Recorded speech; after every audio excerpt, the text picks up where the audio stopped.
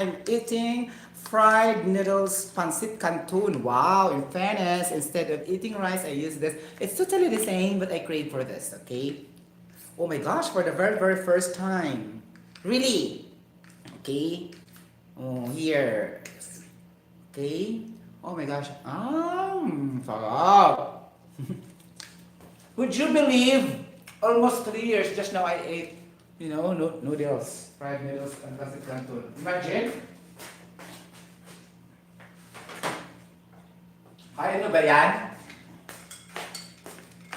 For almost 3 years, just now, eat noodles, fried noodles or pancit canton. Wow. Sarap. I have to refuel my stomach since I need to have, energy, okay, to discuss to you the continuation of what type of chemical bonding from number 6 to number 10. Then I stopped for number 5 a while ago and I have to continue now, right? So I have to finish really. And after this, I have also a lot of, questions and I will be able to answer and share to you guys through live streaming also. But I need to refuel my stomach so that it can activate my brain cells, okay? Though this is not nutritious, but at least it could feed energy to my brain cells and some of my vital organs inside my body, right? Okay, so that's it. Wait, init pa akong coffee. Oh, mga palangga kong hita. Good Friday to all of us. Okay? So it's good to soul and repent our sins, right? Because it's Good Friday. Oh my gosh. But still, I found out a lot of posts a while ago while stop my live streaming. There's a lot of posts, still criticizing Bibi and Sarah team, even though Good Friday already. Oh my gosh, these people are not also repenting themselves against their sins or whatever, right? So Lenten season is to, is to polish ourselves from mistakes, errors, sins, and everything like that. But these people are keep on throwing negative thoughts and statements still to BBM. Imagine. Oh my gosh, what's happening now? Really, I read my Facebook. Okay, now. And today is Good Friday, right? What's happening? You hypocrite people, please stop it. If you are a Christian, because Good Friday is, let's commemorate this one as, a time for forgiveness or everything, whatever. A time for repentance, but still you are exploding a lot of negative posts to a certain presidential candidate who are really working well with surveys and results. Okay, in which also the voice of the majority. Then you cannot do anything and you will put also another paninira. Okay, after the estate tax, whatever, and then after sex scandal of Aika Robedo, and then now also there's a latest I will share to you. I will never share now. It's so small issue again, but still posted in the FB. Okay, my point is we need to relax at least one day from paninira, di ba? Okay, so bahala kayo. Give all your extreme and worst paninira because you have still 2 weeks more or 3 weeks more to do that because May 9 is election already. Okay guys, padamihan na lang tayo ng boto. That's it. We will work for numbers, not for statements. Because it will never work. When we keep on arguing, hated speech, bullying, whatever, because we don't have same opinions about politics, then that's it. We should stop it and wait for the result for the May 9, 2022. Okay, but for now, please, because this day is Good Friday. We need to post bad statements to, to any one of us, okay? You get the point, okay? Kakampings Dilawans, please stop it, okay? Good Friday. I don't know if you are really atheist, okay? You don't follow our, our Lenten season of Quaresma and Good Friday. At least one day you can stop it, right? Only one day. Pakiusap naman lang, one day lang kasi Good Friday. Tomorrow, Saturday, then you can back again to do a lot of paninira. Okay? You get the point? Okay? Because we, for unity, paninira won't help at all. Okay? Kalas. Nakakandado na ang aming mga isipan for BBM Sara Unit Team. Oh, di ba nakakaingit, di ba? Okay, but that's reality. We cannot deny it. okay, majority of the people is for the unity, then why we will force ourselves to do something negatively just to say, oh, we are so many, okay, like that. So it won't help. Instead, it will downgrade your supported candidate. Sure, 100%, okay? So, parang spaghetti, pababa, pababa ng pababa. If you keep on, paninira, paninira, paninira, paninira. Ganon. Okay? So, let's go back now to my topic. Nakakaumay, di ba? Di ba kayo pagod? Guys, di ba kayo pagod sa magnanakaw issue?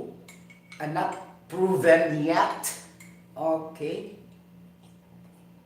Para kayo plakang sira pa ulit-ulit. Okay? Move on. Okay? The past won't help the present and the future. Let's embrace the present, look forward for the future, to rebuild a new country, to make our country great again. Okay? That's all. We don't know really what's happening in the past. That's too mysterious to consider. We are not born at that era. I'm not watching every time they do something bad or whatever. Okay, what we believe is based only for one side, other side like that. But to make sure, forget it. Kalas. Okay, because we don't know pointing out fingers who among them are wrong or are correct, and then we cannot do about it. Past is past, just like jowa. Okay, if you are breaking up with your jowa, then you don't have to recall that again. Okay, so because you cannot move on. So now move on, forward and forward and forward for a unity. Diba? Pagkakaisa. Okay? To make our great country again. To make our country great again is to have a unifying forces to achieve and obtain our goal. Okay? Even if it hurts, but we should accept the reality. Okay? Because we are on numbers now. Numbers. Opinions, like that, hated speech, argumentations, ideologies, convictions, different types of opinions, views will never help na. Kasi almost coming May 9, 2022. So make your best to give everything na. The most superlative criticism, ang pinaka na talaga, give your alas sa inyong paninira. Okay? Fine. It will not matter at all. Ganon, di ba? Mga kakampings out there, nakita din ako yung post. Nakakaloka. Bernie Santo, tapos naninira pa ng kandidato. Wow! Di ba? Nakakaloka. Ngunit, pahinga muna tayo. Good Friday kasi ngayon eh. Yesterday, Holy Thursday, now Good Friday, right? And then, stop it. And then tomorrow, do it again. Yung mga superlative na talaga yung mamatay tao, killer, ano pa, kabit, sexual harassment, or whatever. Throw it to them, then it doesn't matter at all. Okay? Mga kakampings, talo na kasi kayo. Okay? Whatever. Okay? Ganon.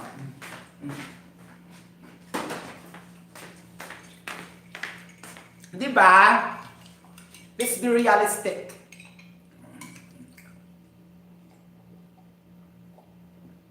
Realistic and scientific. Di ba? Okay, mga palagaking bitad. Okay. Mukhaan sa kuupuan.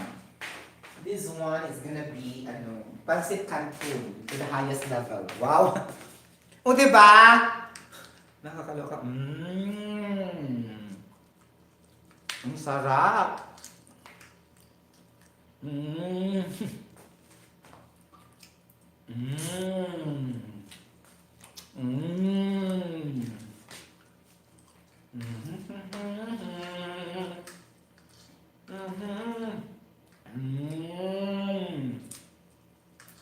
Wow. Pansit canton for life.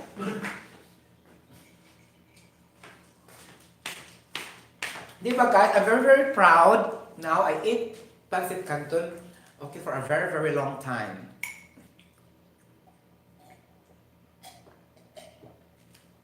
crave to the highest level. Oh my gosh. Right? Now we're going back to our chemistry lecture. Somebody said, Sir, go for physics na. Oh my gosh, later on physics. Guys, I'm not really that good in physics, but I will try my very, very best. Okay? Because it's totally just the same, but you know, physics is more on more on motion, velocity, like that, speed, acceleration. It talks about energy a lot. Okay? Work. And then more on, not more on chemical reactions as I told you earlier. I love really chemical reactions, that's why. Okay? Okay? Hindi mo na siya point, guys. Pero, I think next month, I'll try physics, basics pa. Itong mga pinaka-basic yun niya, di ba? Okay, but for now, chemistry lang tata, guys. Forgive me. Okay, nakakaloka.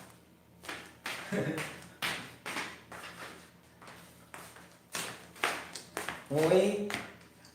Later, mag-physics next month. I think so. So, kung itong physics is a branch of science that deals with the study of matter and energy. Still, we need to mention about matter, the liquid, solid, and gas, but it's more on energy, meaning motion, movement, something like that. The direction being considered, like that, everything chuba chu. And also a lot of angle of inclinations, like that. Okay, but not too much with the reactions. Maybe it will be involved a little bit, but not too deep. Only for the, more on physical. That's why physics. Okay? Siya may kapag mga palangga. Wala yung mga molecules dito. We don't study molecules there. Okay?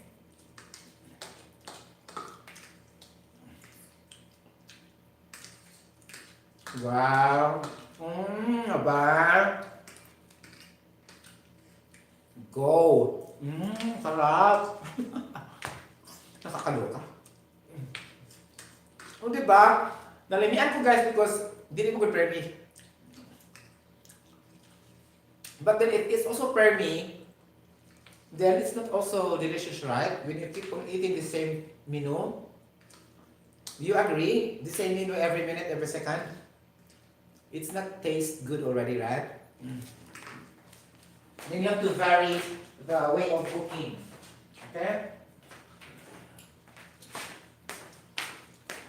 But I mean, the same ingredients, the same composition of your, food, but you have to vary the type of, method of cooking. So that there will be a variation for the taste and it will not become, boring. Then, it sounds so bad every time the same food like this. And it doesn't sound good and then it's not tasty anymore. Though it's tasty, but it's not tasty already because several times you eat in eating the same thing. Get the point? Okay, guys. Okay, mga palangga kumitan. Number 7. Oh, chlorine to chlorine. Wala pa no? Chlorine to chlorine. Okay, si chlorine, guys.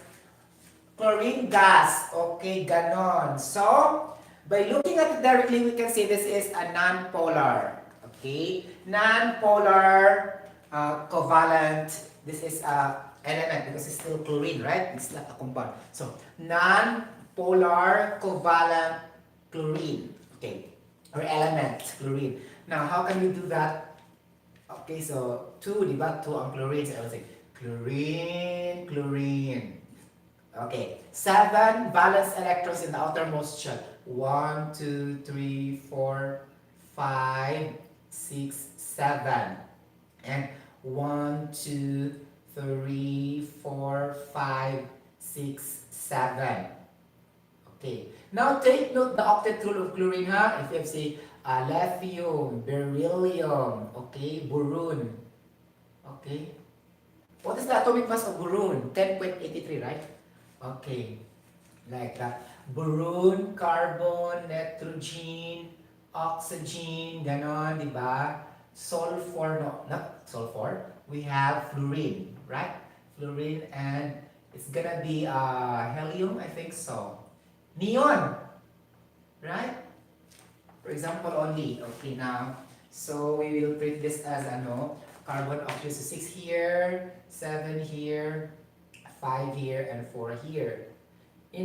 This, after the carbon going to the, right? Going to the left, sorry. Going to the left, mga kapatid, boron, beryllium, and lithium, they will not follow the octet rule. They will just obey and follow their total number of valence electrons, the way how it is being bound with another element. But this carbon, hydrogen, oxygen, phosphorus going there, group 4A to group 8A will follow the octet rule. Okay? So now yung mga pasaway. Okay? If there is a rule, they also not follow the rule. Just like our rules and laws in our land, in our country. If there are will follow, they also not follow. Okay? They want to become also the leaders, even though the people are not believing on them. Okay? That's why there's a clashes of, leadership, because they want to steal the leadership of the present leadership, and they aim so high through jealousy. Okay? Through jealousy, just like Benigno Aquino and Ferdinand Marcos. Ferdinand Marcos is very smart and intelligent. From 20 years of governing our land, nobody can defeat him because he's very intelligent and smart. Top number 1 in the bar exam, 98.8%. And then so many projects are being created by this guy, a strong leader and a brilliant leader. Whereas this Benigno Aquino want to topple down and overthrow this Marcos. He will try to run as a president. He was a senator at that time. Then he will do something against the government, and the time comes, he will try to steal, but he cannot steal. Okay, because it will be done in a proper or formal election. But then he will never win. And then he tried to, communicate with other people. Let's do revolution, something like that. And then there's Joma Sison, the leader of the, communists. And then they collaborated with Benigno Aquino. To cut the story short, it became worse. It undergoes physical fighting, having guns like that, and the government must do something. Because that is a threat for national security. That's why the martial law is being created. That is a law. A law that is given purely to the president to declare if there is a threat to the national security and to the community and to the society of his governance at a time. Then it happened. Of course, he will plan for a martial law in order to defeat this rebellious acts of this communism, headed by Benigno Aquino and Joma Sison. Now, if that happens very worse already, this brilliant FEM, before declaring martial law, he consulted with his legislators before doing that. And he consulted, we do this or not, something like that. And the military is already ready there, very ready now, calling something, Fabian Ver like this, President, what we will do now, that people is here already, like that. And Ferdinand Marcos said, no, disperse the people by not shooting them. Okay? Disperse the Filipino people by not shooting them, because of that crowd, not all are communists. Okay? Some are only gathered by those communists. For example, they collaborated, gave money to make a revolt against the government, paid money, like that. Things like this also, bayaran, hakot. So this is also a culture from the past that is being occurring until now. You get the point? And now it becomes worse because Benigno Aquino is very jealous.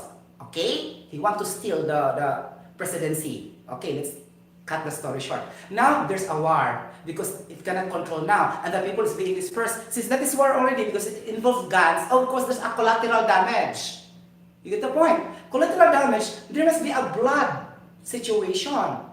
Okay, because there are people there, so others die like that. But the root cause of that is for justice for our government, not for the justice for the rebellious people and the communist people, something like that. And this Aquino died mysteriously, something like that. Okay, we don't know the story until now. It's not been justified who is the person who killed him. Of course, it's related to communism also, with their conspiracy. I mean, conspiracy, they have dealings internally against the government. Okay, now, in that part, martial law is very, very good because the country is already peaceful.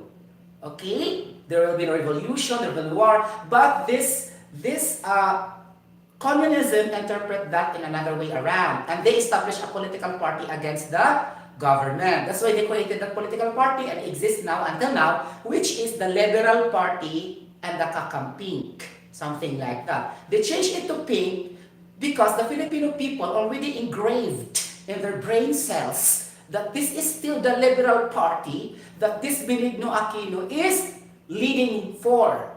Okay, that's why he changed to pink. But it will never longer change because we know already the strategy. Okay, so full of dramatization, full of hypocrisy, full of pretension like that, okay, and full of fake, twisted history because it was also reflected in the books, the false statements against the government because that time his wife is already the president. He changed everything, the documentation, in favor to his husband who already died.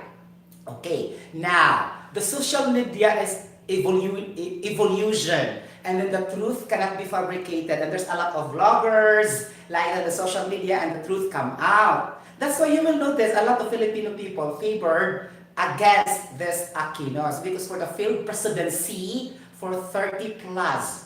Okay, like that. So they made our country poor just because of them, because they have a failed presidency. Imagine they have a trillion budget pesos, but then they don't have projects. And that is really the example because the people can see it. Okay? And that is track record. Whatever paninira you made, as long as there will be a visual projects seen by the naked eye of the Filipino people, then we will believe.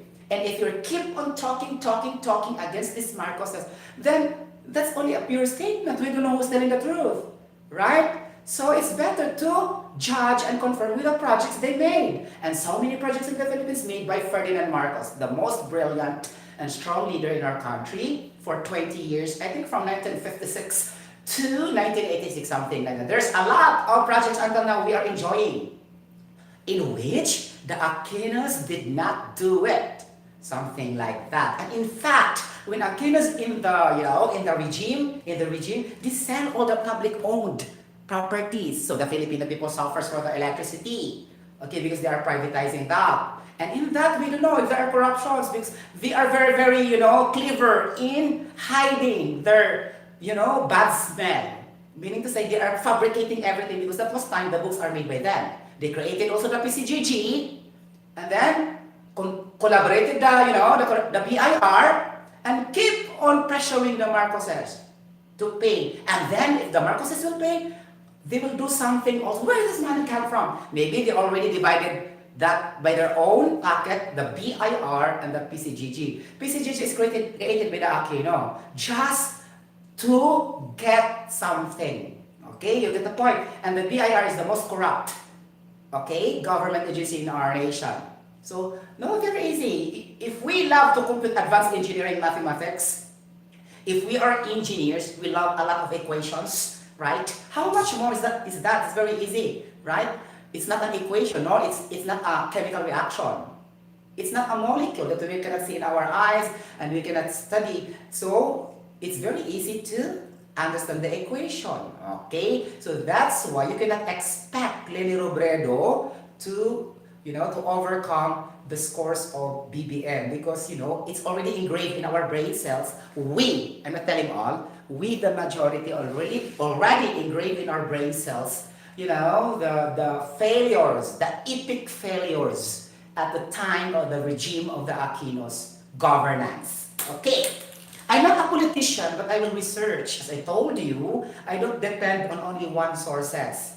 I will gather all the sources and evaluate and cross-examine who among them are telling the truth, something like that. Because I told you guys, I cannot deliver politics issues in vlogging because, it will create war, hated speech because we don't have the same opinion. And, in the past, it's a mysterious thing that we cannot confirm. Okay, both sides are telling bad light on that issue. So meaning to say, there's a lot of, bipolar opinions. Okay? Not agreeing with each other. So if we keep on stagnant and keep on thinking about that, then our country will never rise. Okay? So we need to make our country rise. How can we do it if you keep on thinking in the past that we think that's very bad for us? Okay? So eliminate it, embrace the present, face the future, and let's make unity. Okay? As easy as that. Okay? No need to make a war. Though it hurts because your candidates will never win, but It's reality, okay? It's already a reality. We don't want to twist it again. Okay, too much na talaga. So, bring back Marcos. Okay, going back to number 7. I hope it's clear that is an idea or an opinion of a licensed chemical engineer. It's up to you if you'll believe me or not. Because I'm not more on the politics. I'm not taking political science nor law studies. But I am an engineer. I love science and math. Okay? Something like that. You get the point, mga palangga. Now, go back to number 6. We have, sorry for that, nakatouch ko gamay, because I promise I don't want to vlog politics. You know, it's not really my expertise. I only research, guys. Okay? Get the point? Okay. So, there's deep research is needed for that, guys. Ha? Deep research. Okay, deep. Meaning, you will consider two sides of the coin. Right? The coin is, katong patay, hari, mo na siyang iksa. Okay? Maghantak ka. Tanaw sa mo ang pikas coin na. So you should know the possible outcome, okay? To make some different sources and references to evaluate. Let's just use probability and statistics, okay, in math. You get the point? Possible outcome, something like that. And if it is, if it's not realistic, so that's false. It's fact, like that. And then we can gather all the sources, okay, something like that. Because it's really money works for other people. Money, especially funded, you know. Funded. For example, this news agency is funded by these people because that is the style of the Liberal Party in the Kakampiks ever since time immemorial. They love to pay money just to show and to have a positive puri and appreciation that is gonna have so many projects like this. All the positives will be exposed. But if they are not favoring to them, they will no money given to them. They will just close their mouth and say nothing. Okay, example number 1. This is only a very, very small example against our mainstream media. Okay. Manny Pacquiao, right? Manny Pacquiao is the richest, one of the richest personality, shall I say, in the Philippines, because he is a world-class boxer, right? He's running for the president and he is not really qualified, for sure. Okay? He's not really qualified if we base on the total criteria of being a president. Sorry to say this. Okay. Now, he has a, I think, libel case. He doesn't pay the 6 million pesos of the business class of that airplane. Then ABS-CBN, Kapamilya, CNN, Unit TV, SMNI, all the networks reported this? Nothing. Because this Manny Pacquiao have so many money, they keep on giving positive remarks to Manny Pacquiao. You get the point? So, naikaso si Pacquiao, okay? Corruption, 6 million pesos. Not all BBM Sara knows this, though others know already, because BBM vloggers are very, very smart. You know, smart? They love to research also. And there's a lot of smart people in the BBM Sara camp. Entels. That's what we call entel. Okay, something like intelligence team, something like that. Now, what happens? They never reported that Manny Pacquiao have a 6 million corruption on that airplane. They don't pay that. And then these guys in the California asking for the refund because they will be the one to pay that. This basketball event in the California. See, but the image of Pacquiao in terms of corruption is still clean. Because Pacquiao is saying, we will imprison Imelda Marcos, estate billion tax. He is talking against the Marcoses, but himself also is not clean. Hypocrite. Okay? Hypocrite pretension. Full of dramatization. When you try to discover the mistakes of others, be sure that you are also clean. Okay? If you are not clean also, then bingo. So you are not really qualified to run for the highest form of governance in our country. Something like that. Okay, got the point, mga palangga. If you ask the evidence, I will tell you, ask now from Maharlika. She has the evidence now in her hand. Okay, the complainant decide and go to the Sandigan Bayan, blah, blah, blah, trial court. But this Manny Pacquiao don't entertain until now. Okay? You got the point? So these things like this are covered up as long as they will pay money. And this is the style and the tactics of Kakampings and Dilawan party. Sorry. Okay. Number 7, chlorine gas. So chlorine, mga ganun ang palangga, Okay? Like that. Di naman, di naman nakipag-away si Bongbong sa inyo, guys, because he's very humble and a good person. But we as supporters, we will need to fight for him. Okay? Because if we don't fight, something wrong also. We need to fight for him in order for him to win.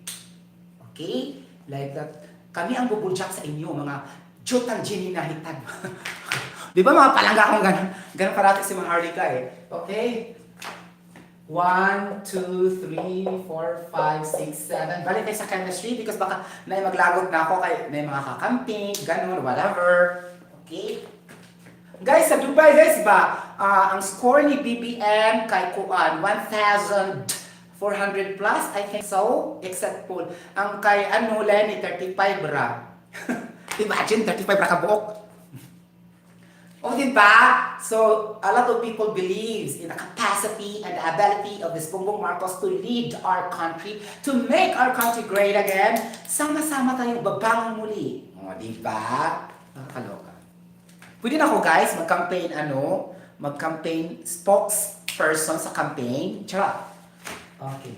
1, 2, 3, 4. I also love this way of, let's say, talking and campaigning because in our Student Supreme Government Council in the school, I'm also one of the officers there before, right? Student Government Council, and we do also like campaigning to the students to vote for us, to lead the activities in the school, right? Student Supreme Council, okay, if you can remember that in your high school. So I'm very, very active to that also. And we need also to, to speak in front of the students, to vote for us, something like that, right? If you can still remember, there's also a PTA, right? Parents Teachers Association, and also the Supreme Student Council, or the SSC, right? Okay. Now, ganun siya. So 7 valence electrons of chlorine, and then what will happen now? Let's consider the octet rule, mga palangga kong hitan. Now for the chlorine, group 7A, meaning to say there are 7 valence electrons in the outermost shell. Wow. Ganon. Okay. Now, since there are 7 valence electrons in the outermost shell, then we have the octet rule. Octet meaning 8, so we still need 1 to compensate the equality of this octet rule. So we need 1 bond remain. That's why our bond here for chlorine is only 1, because it's for octet rule.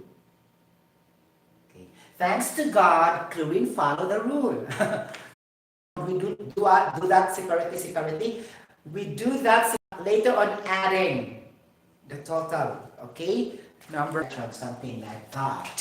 See, if I have chlorine gas mga palangga, okay, now I have the 2 subscript. So, total number of electrons, this is only an element, diatomic element or diatomic chlorine or chlorine gas. Okay, since we have only 1 element, chlorine, then it's easy for us to compute for the total number of electrons mga palangga. So we say valence electrons in the outermost shell of a chlorine atom is equal to 7. Ganon. Okay, minus close and open parenthesis. Okay, the number of chemical bond between chlorine to chlorine is 1. This one, check. Ganon. 1. Okay. Plus the unshared electrons in both sides. Okay. 1, 2, 3, 4, 5, 6, 7, 8, 9, 10, 11, 12. 12. Ganon. So, total number of electrons will be 1 plus 12 is 13 mga palangga. Okay. 7 minus 6, how much? 7 minus 13 mga palangga, how much? Okay. 13, meaning 6, negative 6, diba? Okay. We have here is negative 1. Because we will have, okay, we have negative only. So, negative 6. So, understood, you have to add 7. So, 7 is the valence electrons, as I told you. So, need 1. Okay? So, since this is electron, since this is a negative, this is electron. Electron is negative. You get the point? palangga. So that's why the chlorine have a charge of -1 and it will now become a chloride. Hala, ganun. Nga na so true? Yes, we need to determine the total number of electrons. Then if we also try to calculate the formal charge, we don't do it because this is not a compound. This is only one chlorine naman siya, guys. Usara ka element you are considering with. Okay? So, no need to compute for the formal charge. Diba? Ganon. O, ganon siya, chuba-chucho. Okay?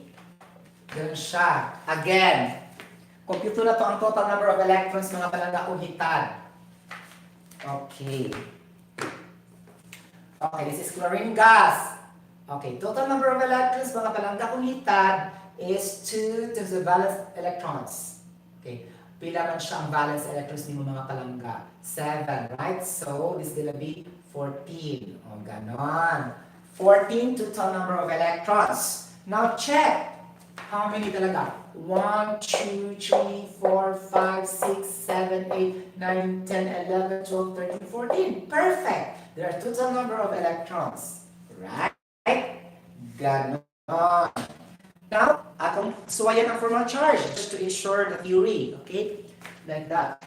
So, formal charge, ganun mga palangga umitan, oxidation number of chlorine, valence electrons of chlorine, 7, close and open parentheses, number of bond, 1, and then a shared, 12 siya. Divide 12, and then we will say 7 minus 13 is gonna be 6 mga palangga umitan, right? -6. Okay. -6 ang mong formal charge sa kuan, sa chlorine gas in this situation. Okay, now, okay, we have the electrons, we have the charge. Okay, like that. Now, how to compute in terms of the final charge or the nuclear charge? The nuclear charge is not the same with the formal charge, ha? The nuclear charge is the charge in which this element will be directed toward the nucleus. Okay, that's why nuclear charge. This formal charge is really the formal charge individually. We did do the chemical bonding in the Lewis dot structure. So there's a difference also. Be careful also, ha? Okay. So we need to say that charges represented in this element are based on the nuclear charge, not on the formal charge. The purpose only of the formal charge is to ensure that there will be stability, okay, of the chemical bonding when you do the Lewis dot structures chemical bonding. Okay, ganun siya. Okay, now, mubalik ta atong kuan guys, atong concept ng mga ato. Wait ha, kasi may pasan guys, katong ato naman yun natisok sa atong brain cells, katong mga ano. For example, mass number is equals to number of protons plus neutrons. Gone. Okay? And then proton is equals to the neutron minus the mass number. Proton is also equal to the atomic number. So it's up to you to substitute the proton to the Kn. No problem, doesn't matter. And then electrons is equals to the atomic number or the proton minus the charge. Now we can say also as if you reverse the situation, it's gonna be like this. Okay, equals electrons. Okay, and then we have negative charge is equals to the electrons minus transpose algebra because I forgot the formula of the charge in terms of electrons. Then I have only one formula, then bingo atang solve for the other, right? I will derive. So negative C is equals to E minus, okay, atomic number, then divide both by negative, so charge will be equal to, okay mga palangga, En minus electron. Okay, now we're trying to compute for the charge. And we have the total number of electrons of, okay, this chlorine to chlorine, something like that. What is your atomic number of chlorine?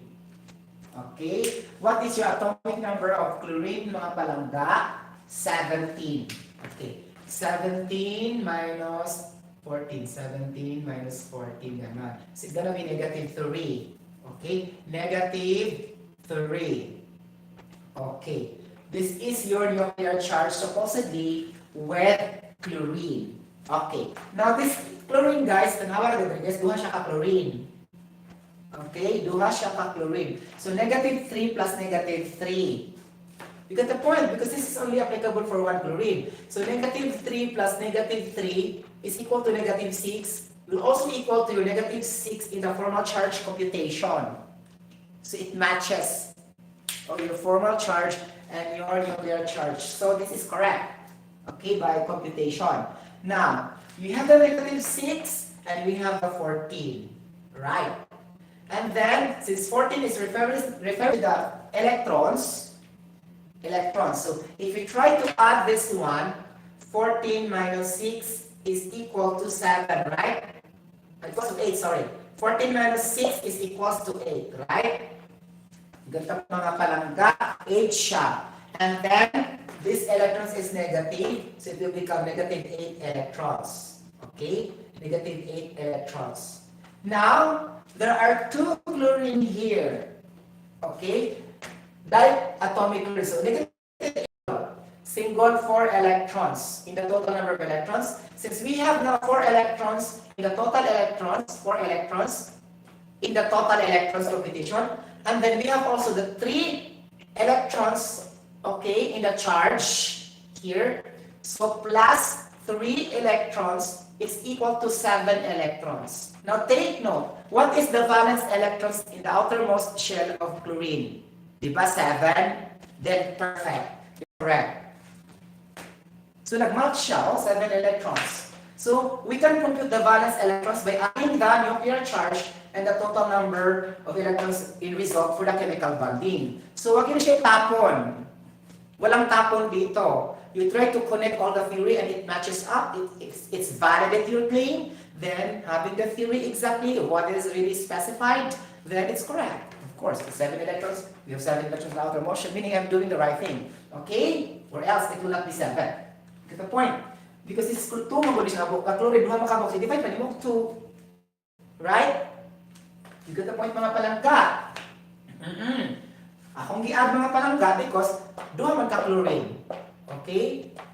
Then divide by 2 and then add that with the individual nuclear charge and it will become 7 electrons. Okay, divide pa man na akong 2. Okay, single man. Yung ka-valence electrons guys, single chlorine may i-consider na niya. So you will take only the 3. And you will only take also the 4 when you divide by the 8 divide by 2 because that 8 is for the 2. You get the point. So 4 electrons plus 3 electrons is equal to 7 electrons because this valence electrons man siya, not protons or whatever. You get the point?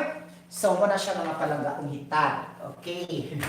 So chlorine really is undergoing the non-polar covalent molecular element. Or let's say, non-polar covalent bond na siya diretso. Okay? Like that. Kaya, ang valence electrons, when you connect chlorine and the other chlorine is equal. 7 valence electrons of the chlorine on the other side. We have also 7 valence chlorine on the other side. So, equal. So, that is non-polar. Okay? Like that. And they equally shared also electrons. One each other. Though we have the unshared, but in this case of chlorine, this is an exemption because they are the same. So you will add in your theory that if that is the same element bonded together, automatically non-polar siya. Okay, so you will add now in your theory, in your brain cells, that all hydrocarbons, compounds composed of carbon atom and hydrogen atom, are non-polar. Okay, non-polar, okay, molecular covalent compound, or you will drop out also the covalent. It doesn't also necessary because all molecular compound is covalent. You will just say non-polar molecular compound. It's okay. But if you want to make perfect and technically precise, you will say non-polar covalent molecular compound. But not necessarily putting covalent all the time because molecular compound exhibits covalent bonding.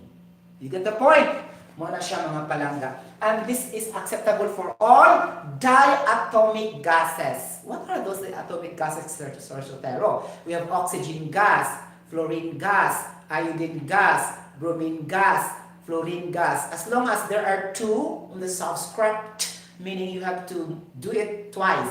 And this individually have the same valence electrons, of course. So it will become non-polar, not polar. Okay? Plus the hydrocarbons. Okay, ano na ito pagsabot. Okay, so that di na lang ito magsiksot-suot ani, nakabaw na ito sa itong brain cells, non-polar na rin siya. So that if there are examinations in the future, for example, which of the following is non-polar? Makabaw na ka ba mo detect?